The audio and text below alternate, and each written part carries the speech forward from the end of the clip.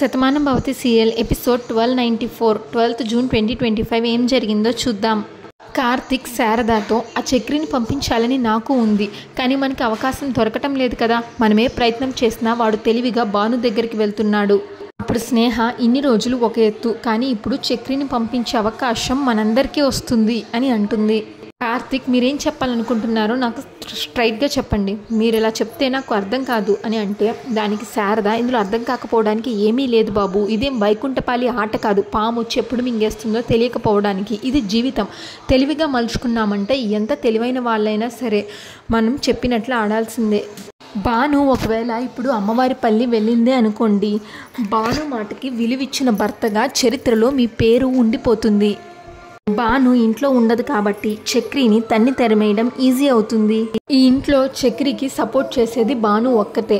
మీరు భానుని వెళ్ళొద్దు అని అన్నారు అంటే నాకంత సపోర్ట్ చేసిన వాళ్ళ ఇంటికి నన్ను వెళ్ళొద్దు అని నా భర్త అన్నాడు అని భాను బాధపడుతుంది.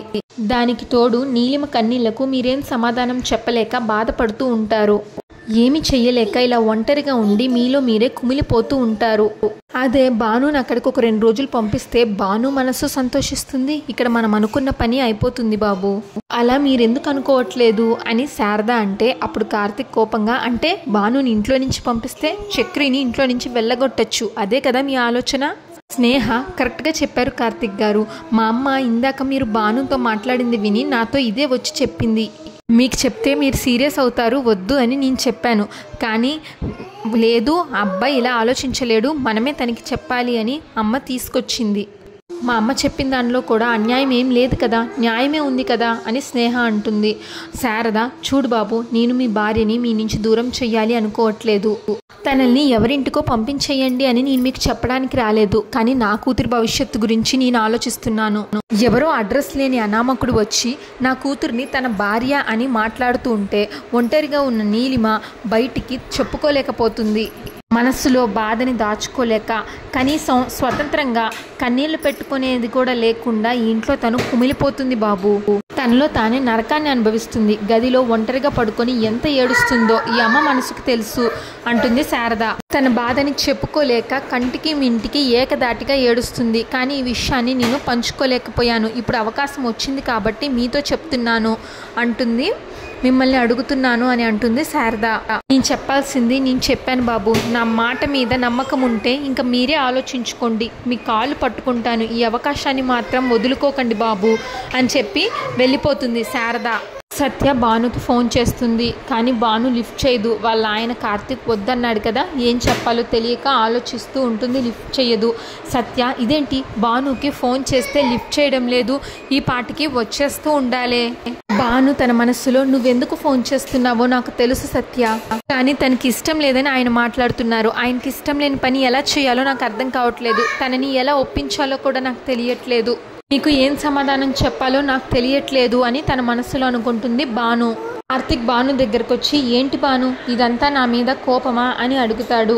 అప్పుడు భాను నాకెందుకు కోపం ఉంటుందండి, మీకే నా మీద కోపం ఉన్నట్లుంది, అదెందుకో నాకు అర్థం కావట్లేదు అంటుంది భాను. ఈలోగా ఊర్మిళ అటుగా వచ్చి గమనిస్తుంది కార్తిక్ భాను ఏం మాట్లాడుకుంటున్నారా అని. దానికి కార్తిక్ చూడు భాను, నువ్వంటే నాకు చాలా ఇష్టం, నువ్వు నాకు దూరంగా ఉంటానంటే నేను తట్టుకోలేను, అందుకే నిన్ను వద్దు వెళ్ళొద్దు అని అన్నాను. అప్పుడు భాను మీకు దూరంగా నేను ఎందుకు వెళ్తానండి, కానీ అక్కడ మనకి సాయం చేసిన వాళ్ళు కష్టంలో ఉంటే వాళ్ళు మనల్ని రా అని పిలిచినప్పుడు వెళ్ళకపోతే బాగోదు అని నేను వస్తాను అని మాటిచ్చాను.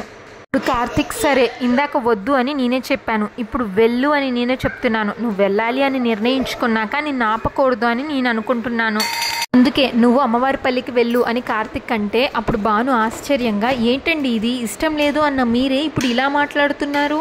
అప్పుడు కార్తిక్ వద్దు అన్నప్పుడు నువ్వు బాధపడ్డావు, ఇప్పుడు వెళ్ళు అంటే ఎందుకు ఇంత ఆశ్చర్యంగా ఫీల్ అవుతున్నావు అని అంటాడు.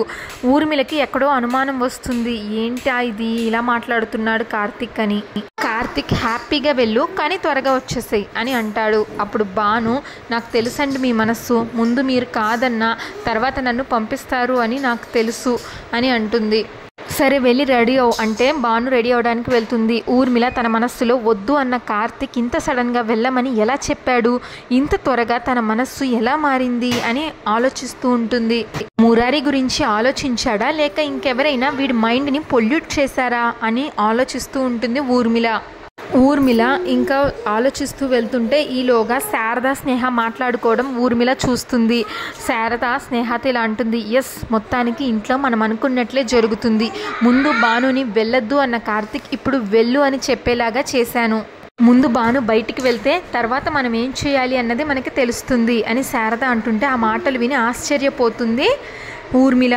ఆ చక్రిని ముందు ఇంట్లో నుంచి పంపించడం, తర్వాత కార్తిక్ మనసు మార్చడం, నీలిమని కార్తిక్కి దగ్గర చేయడం, ఇవన్నీ మనం చకచకా చెయ్యొచ్చు. ఇవన్నీ చేయడానికి భానుని కార్తిక్కి దూరంగా ఉంచాలి, అందుకే అలా చెప్పాను అని అంటుంది శారద. ఆ మాటలు విని ఊర్మిళ షాక్ అయిపోతుంది, ఆశ్చర్యపోతుంది. స్నేహనేమో చాలా మంచి పని చేసావమ్మా, భాను ఉన్నంత వరకు చక్రి ఆటలు ఇక్కడ సాగుతాయి, తను బయటికి వెళ్ళిందంటే వాడిని మనం మెడ పట్టుకొని బయటికి గెంటచ్చు అని అంటుంది స్నేహ.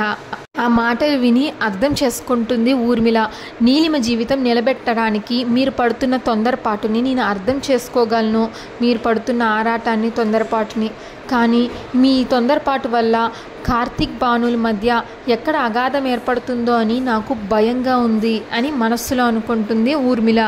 ముందు వద్దు అన్నవాడు ఇప్పుడు భానుని వెళ్ళమన్నప్పుడే వాడి మనస్సు ఎవరో మార్చారు అని నాకు అనుమానం వచ్చింది, అది మీరే అని ఇప్పుడు నాకు కన్ఫర్మ్ అయింది అనుకుంటుంది ఊర్మిళ తన మనస్సులో. ఇంకా భాను సత్య కాల్ చేస్తుంది. అప్పుడు సత్య, భాను నీకు ఎన్నిసార్లు ఫోన్ చేశానో తెలుసా, నువ్వు ఫోన్ లిఫ్ట్ చేయకపోతే ఏం జరిగిందో ఏంటో అని నాకు భయం వేసింది అని అంటే, అవునా, ఫోన్ సైలెంట్లో ఉంది చూసుకోలేదు, ఇంతకీ ఎందుకు ఫోన్ చేసావు అని భాను అడిగితే, అదే భాను, అమ్మమ్మ నిన్ను ఇక్కడికి రమ్మంది కదా, అది ఈ రోజు వస్తే బాగుంటుంది అని చెప్పడానికి ఫోన్ చేశాను అని సత్య అంటే, అదా, బట్టలు సర్దుకుంటున్నాను, నేను వెంటనే బయలుదేరి వస్తాను అని భాను అనగానే సత్య చాలా హ్యాపీగా ఫీల్ అవుతుంది. ఏ భాను, నీ కోసం ఇక్కడ అందరం ఎదురు చూస్తూ ఉంటాం, త్వరగా వచ్చేస్తే అని అంటుంది సత్య. మరో పక్కన బాల్కనీలో కూర్చొని ఊర్మిళ ఆలోచిస్తూ ఉంటే మనోహర్ వచ్చి, ఏంటి ఊర్మిళ ఇంతలా ఆలోచిస్తున్నావు అంటే, ఒక మాట మనిషిని ఎంతలాగా మారుస్తుందా అని ఆలోచిస్తున్నా అంటే ఇప్పుడు ఏం జరిగిందని అని అడుగుతాడు మనోహర్. భువనేశ్వరి గారు మురారి ఆరోగ్యాన్ని దృష్టిలో పెట్టుకొని భానుని కొన్ని రోజులు అక్కడికి రమ్మన్నారు.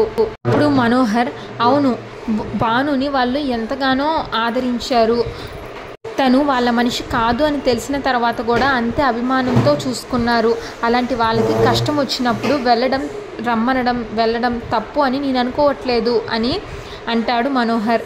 అప్పుడు ఊర్మిళ, వెళ్ళడం తప్పు అని నేను కూడా అనట్లేదండి, వెళ్ళాలి అని నేను కోరుకుంటున్నాను, కానీ అక్కడికి భాను ఒంటరిగా వెళ్తే ఇక్కడ తన కాపురం ఏమవుతుందో అని నేను భయపడుతున్నాను అని ఊర్మిళ అంటుంది. ఏంటి ఊర్మిళ, నీ మాటల్లో అర్థం మారుతున్నట్లుంది అని మనోహర్ అంటే, ఇందులో దాచడానికి ఏముందండి, రహస్యం ఏమీ లేదు, భాను అక్కడికి వెళ్ళడం కార్తిక్కి ఇష్టం లేదు, కానీ వెళ్ళమని చెప్తున్నాడు. మనోహర్, భాను వెళ్ళాలి అని నిర్ణయించుకున్నాక తనని ఆపడం అనవసరమని అనుకున్నాడేమో అని మనోహర్ అంటాడు.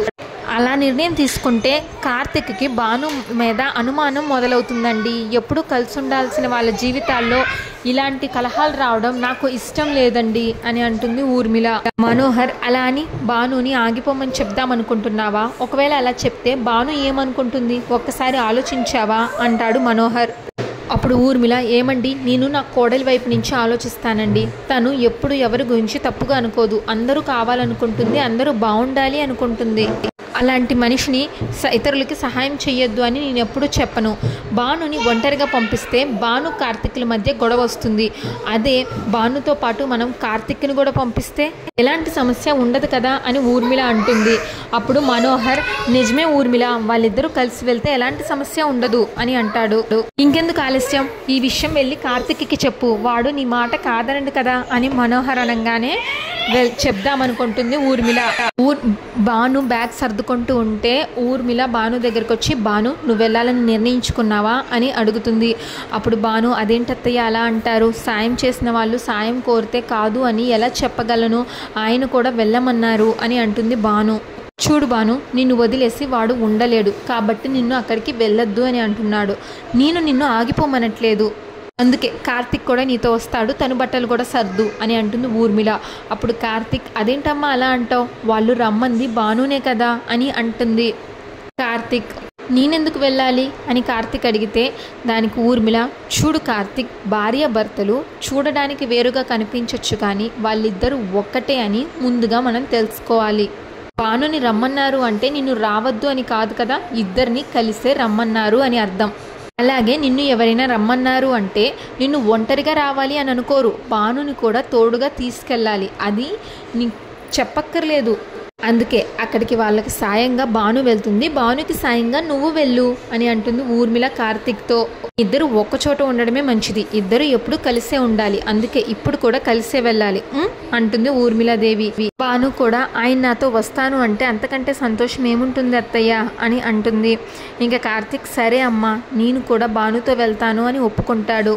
ఇంకా పార్దు వాసుతో ఇలా అంటాడు, ఈ పని ఎవరు చేశారో తెలుసుకొని వాళ్ళని చంపేయాలి నాన్న, ఆట పట్టించడానికి కూడా ఒక లిమిట్ ఉంటుంది, మరి ఇంతగా ఎవరిని భయపెట్టకూడదు.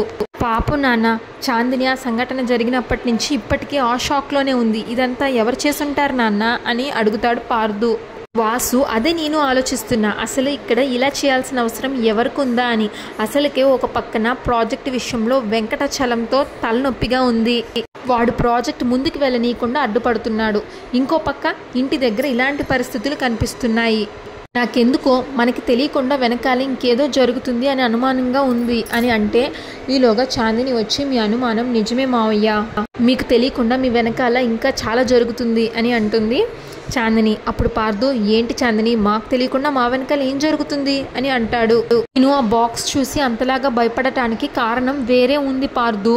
మొన్న మన ఇంటికి వెంకటాచలం మనుషులు వచ్చి నన్ను బెదిరించారు చెప్పి వాళ్ళు బెదిరించిన సంగతి మొత్తం చెప్తారు. మేము నీ జీవితం మీద కొడతాం, నువ్వు మా చెంప మీద కొట్టావు, అది ఇది అని వాళ్ళు చాందిని బెదిరించింది స్టోరీ మొత్తం చెప్తుంది చాందిని. ఈ నిజాన్ని ఇన్ని రోజులు మీకు చెప్పలేదు, ఈ విషయం బయటికి చెప్తే పార్దుకి ఏమన్నా అవుతుందేమో అని నేను భయపడ్డాను, అందుకే నా మనసులోనే దాచుకుని ఇక్కడి నుంచి వెళ్ళిపోదామని పార్దుతో చెప్పాను మావయ్య. వాళ్ళు ఎంతకైనా తెగిస్తారని ఊర్లో అందరూ చెప్పుకుంటున్నారు. ఇప్పుడు వాళ్ళు జరగబోయే ప్రమాదాన్ని హెచ్చరికగా ఒక బాక్స్ రూపంలో పంపించారు మావయ్య. ఆ మాటలు విన్న వాసు, వాడికి ఎంత ధైర్యం, వాడు నా ఇంటి కోడల్ని బెదిరిస్తాడా, నువ్వు తప్పు చేసావమ్మా, ఇలాంటి విషయాలు దాచకూడదు. మీ ఆడవాళ్ళ భయాన్ని వాళ్ళు పనులు చేయించుకోవడానికి తెలివిగా ఉపయోగించుకుంటారు. ఒంటరిగా ఉన్న ఆడవాళ్ళని బెదిరిస్తే వాళ్ళకి ఏమవుతుందో అన్న భయంతో నిజాన్ని బయటికి చెప్పకుండా పనులు జరిపించేస్తూ ఉంటారు. ఇలాంటి వెధవ తెలివితేటలు వాళ్ళు చూపించుకుంటూ ఉంటారు. ఇప్పుడు అదే జరిగింది. ఈ మాట ముందే చెప్పుంటే నేను వెళ్ళి వాళ్ళతో మాట్లాడేవాడిని కదా. దానికి చాందిని, ఎలా చెప్పమంటారు మావయ్య, వాడు నన్ను బ్లాక్మెయిల్ చేశాడు, నా జీవితాన్ని పాడు చేశాను అని అబద్ధం అందరికీ చెప్తాను అని అంటున్నాడు. మన కుటుంబానికి ఎంత బ్యాక్గ్రౌండ్ ఉన్నా, మనది ఎంత పెద్ద కుటుంబమైనా నేను ఒక ఆడపిల్లనే కదా మావయ్య. అప్పుడు పార్దు, ఏంటి చాందిని, నేనంత పిరికివాడిలా కనిపిస్తున్నానా, ఒక్క మాట నాకు చెప్పుంటే నా ఇంటికే వచ్చి ఇలాంటి పిచ్చి వేషాలు వేస్తావా అని వాడి అంతు చూసేవాడిని కదా అని అంటాడు పార్దు. నువ్వు ఇలాంటి పని ఏదో చేస్తావని నాకు తెలుసు పార్దు, నువ్వు వాడి మీదకి వెళ్తావనే నేను నీతో చెప్పలేదు. ఇది మన సొంత ఊరు అయినా ఇక్కడ మన వెనకాల ఎంతమంది ఉన్నా వాడొక రాక్షసుడు, వాడి వెనకాల రక్తం తాగే మనుషులు ఉంటారు. అలాంటి వాడికి ఎదురెళ్తే నీకేమవుతుందో అన్న భయం నాకు ఉంటుంది కదా, అందుకే చెప్పలేదు అని చాందిని అంటే అప్పుడు పార్దు చాందిని భయపెడుతూ ఉంటే, ఎట్లాంటి వాడైనా భయపెడుతూనే ఉంటాడు. మనమేం తప్పు చేయడం లేదు కదా, ఊరికి మంచి చేయాలని అనుకుంటున్నాం. ఇలాంటి వాళ్ళు బెదిరించినా బ్లాక్మెయిల్ చేసినా వాళ్ళకి ఎలా బుద్ధి చెప్పాలో నాకు తెలుసు. ఇంకా ఊరు వెళ్ళేటప్పుడు కార్తిక్ నీలిమని బాల్కనీలో ఇలా చెప్తాడు, చూడు నీలిమ, ఆ చక్రిని ఇక్కడి నుంచి పంపించడానికి భానుని నేను అమ్మవారిపల్లి పంపిద్దామని అనుకున్నాను, కానీ అమ్మ నన్ను కూడా వెళ్ళమని చెప్పింది. నేను భానుతో ఉండడమే కరెక్ట్ అని నాకు కూడా అనిపించింది, అందుకే నేను వెళ్తున్నాను. కానీ నేను తిరిగి వచ్చేసరికి చక్రిని ఇంటి నుంచి పంపించేసేయండి. వాడు భాను అండ చూసుకొని అందరినీ ఎమోషనల్ బ్లాక్మెయిల్ చేస్తున్నాడు. ఇప్పుడు భాను అక్కడ ఉంటుంది కాబట్టి వాడిని ఏం చేసైనా సరే అందరూ వాడిని ఇంటి నుంచి పంపించేయండి. అప్పుడు నీలిమ అంటుంది, తప్పకుండా కార్తిక్, అసలు వాడిని ఎవరు పంపించారో, వాడు ఎందుకు ఇంతలాగా నాటకం ఆడుతున్నాడో కూడా నాకు తెలియట్లేదు. ప్రతి విషయంలోనూ వాడు నాకు నరకం చూపిస్తున్నాడు. వాడితో నేనేమైనా గట్టిగా మాట్లాడదాము అంటే వాడు భానుకు వెళ్ళి ఏం చెప్తాడో అని నాకు భయంగా ఉంది. ఇప్పుడు భాను ఇక్కడ ఉండదు కాబట్టి పెద్దమ్మ ఆంటీ అందరూ కలిసి వాడిని తప్పకుండా బయటికి గెంటేస్తారు. బామ్మగారు కూడా వాడి విషయంలో చాలా కోపంగా ఉన్నారు. అప్పుడు కార్తిక్ సరే ఇక్కడ ఏం జరిగినా సరే భానుకి మాత్రం అనుమానం రాకుండా ఉండాలి. సరే చాలా జాగ్రత్తగా ఉండు. మా చక్రిని చూస్తుంటే డేంజర్ గాడిలా కనిపిస్తున్నాడు. అలాంటి వాళ్ళతో ఎంత జాగ్రత్తగా ఉంటే అంత మంచిది. సరేనా, వస్తాను అంటాడు కార్తిక్. సరే కార్తిక్ జాగ్రత్తగా వెళ్ళు అంటుంది నీలిమ. పాప భాను జాగ్రత్త అని చెప్తుంది నీలిమ. అప్పుడు కార్తిక్ మీ అందరూ జాగ్రత్త అని బయలుదేరతాడు. ఇక చక్రి భానుతో అక్క నువ్వు వెళ్ళిపోతానంటే నాకు చాలా భయంగా ఉంది. ఈ ఇంట్లో నన్ను సపోర్ట్ చేసే ఒక్క వ్యక్తివి నువ్వు. నీ వల్లే నేను ఈ ఇంట్లో ఉండగలుగుతున్నాను. అలాంటిది ఇప్పుడు నువ్వు ఇక్కడి నుంచి దూరంగా వెళ్తే ఈ ఇంట్లో నన్ను ఉండనిస్తారంటావా అని అడుగుతాడు చక్రి. ఇక్కడితో ఎపిసోడ్ పూర్తవుతుంది. ఇంకా నెక్స్ట్ ఎపిసోడ్ ప్రోమోలో భాను మురారి గారు అంటూ వస్తే భానుని చూసి కార్తిక్ రాధా నువ్వు నా కోసం వచ్చేసావా, నువ్వు వచ్చేసావు కదా రాధా, నువ్వు వచ్చేసావు కదా అని అంటాడు భానుని చూసి. నా రాధ నా కోసం వచ్చేసింది, నా రాధ నా కోసం వచ్చేసింది అంటూ భాను చేతులు రెండు గట్టిగా పట్టేసుకుంటాడు. కార్తిక్కి కొంచెం ఇబ్బందిగా అనిపిస్తుంది. భాను ఏమో మురారి గారు అంటుంది గట్టిగా. అయినా మురారి ఏం వినిపించుకోకుండా నా రాధ నా కోసం వచ్చేసింది అంటూ ఆనందపడుతుంటే ఒక్కసారిగా విసిగిపోతుంది భాను. మురారి గారు అని గట్టిగా అరిసి విదిలించుకుంటుంది. అంతటితో ప్రోమో అయిపోతుంది. Shatamanam Bhavati serial regular episode కోసం మా ఛానల్ని సబ్స్క్రైబ్ చేసుకోండి. ఈ ఎపిసోడ్ పైన మీ అభిప్రాయం తప్పకుండా కామెంట్ చేయండి. Thanks for watching.